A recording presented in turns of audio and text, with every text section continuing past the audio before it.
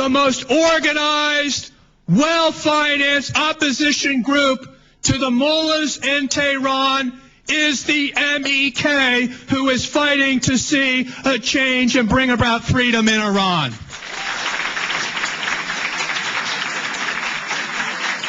But there are many who attack the MEK. My father, Senator Edward M. Kennedy, when he was in the Senate, he stood with a man named Nelson Mandela. Back then, Nelson Mandela was called a terrorist. Imagine a man of such stature and peace in the world as Nelson Mandela being labeled a terrorist. For what? Because he wanted a free South Africa where everybody could enjoy the blessings of freedom.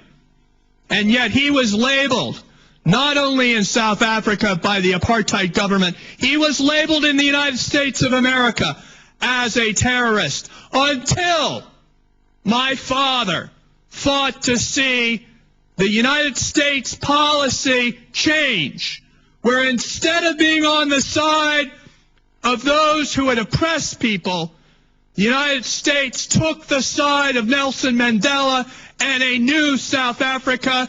And tonight, we need to do the same in Iran and support the MEK.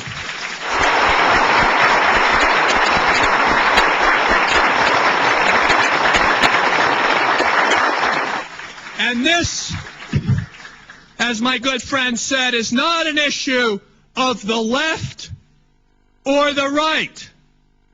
Because in the United States, we joined a campaign to delist the MEK that was made up of Democrats and Republicans and former military officials who joined together and said, we must be on the side of those who want freedom and democracy in Iran.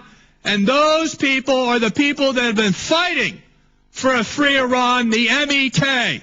And that is why we need to make sure they get delisted. But as you know, that fight has been a long fight. And it has been fought most particularly in Camp Ashraf and Liberty.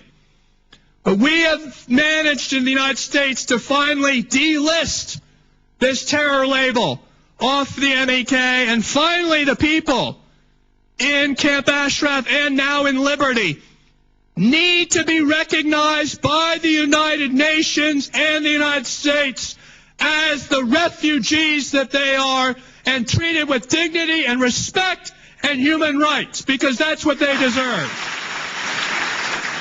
But we are here tonight, and you're going to hear from Colonel Martin, who will tell you how right now the United Nations and the United States still make it impossible